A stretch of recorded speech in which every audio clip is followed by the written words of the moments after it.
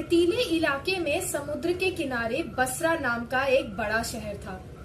आलिया मोहम्मद बकर बसरा की लाइब्रेरियन थी। यह लाइब्रेरी सभी पुस्तक प्रेमियों के मिलने का अड्डा थी।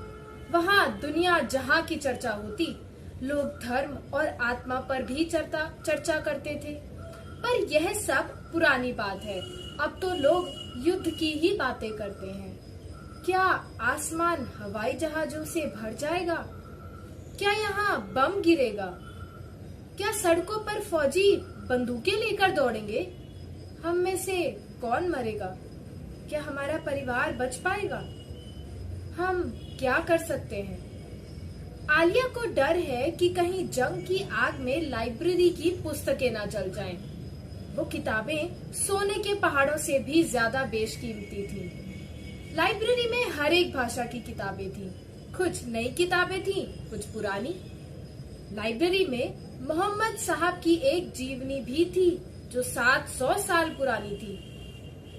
आलिया ने लाइब्रेरी को किसी सुरक्षित जगह पर ले जाने के लिए बसरा के गवर्नर की अनुमति मांगी, पर गवर्नर ने साफ इनकार कर दिया।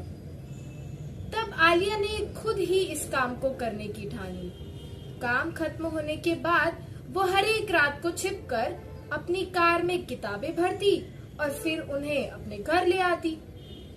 जंग की फुसफुसाहट अब तेज गूंज में बदलने लगी। सरकारी दफ्तरों ने लाइब्रेरी में आकर अपना अड्डा बनाया। छतों पर बंदूकधारी फौजी पहरा देने लगे। आलिया बस इंतजार करती रही। उसे एक भयंकर हादसे का डर था। धीरे धीरे अफवाहें असलियत में बदलने लगी। बसरा में जंग छिड़ गई। पूरा शहर बम्बों की आग में झुलसने लगा। बंदूकों के धमाके सभी ओर गूंजने लगे।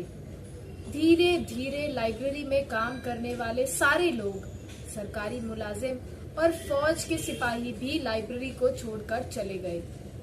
आलिया इस नजारे को देखती रही। आखिर में किताबों की हिफाजत करने के लिए सिर्फ आलिया ही बची।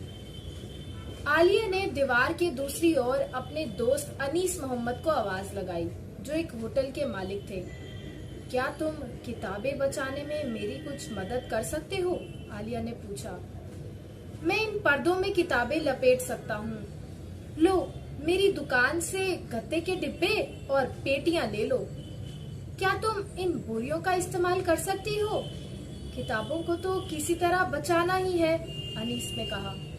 सारी रात आलिया, अनीस और उसके भाई और आसपास के दुकानदार और पड़ोसी लाइब्रेरी की अलमारियों से किताबें निकाल निकाल कर उन्हें 7 फीट ऊंची दीवार के ऊपर से ढोकर अनीस के होटल में जाकर छिपाते रहे।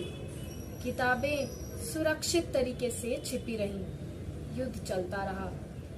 फिर 9 दिनों बाद लाइब्रेरी में आग लगी और वो जलकर खाक हो गई।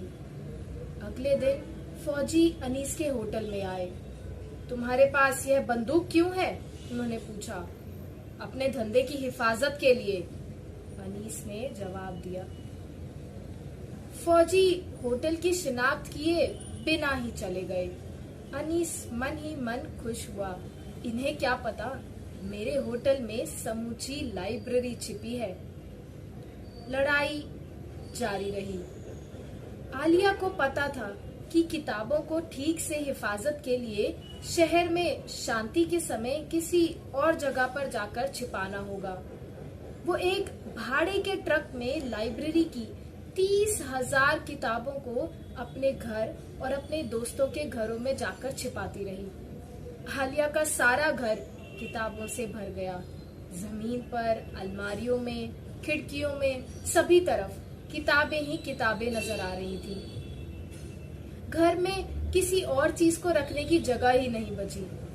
आलिया इंतजार करती है। वो जंग के खत्म होने का इंतजार करती है। वो इंतजार करती है और अमन चैन के सपने संजोती है। वो इंतजार करती है और एक नई लाइब्रेरी का सपना संजोती है। पर तब तक सारी किताबें सुरक्षित हैं बसरा की लाइब्रेरियन के घर में।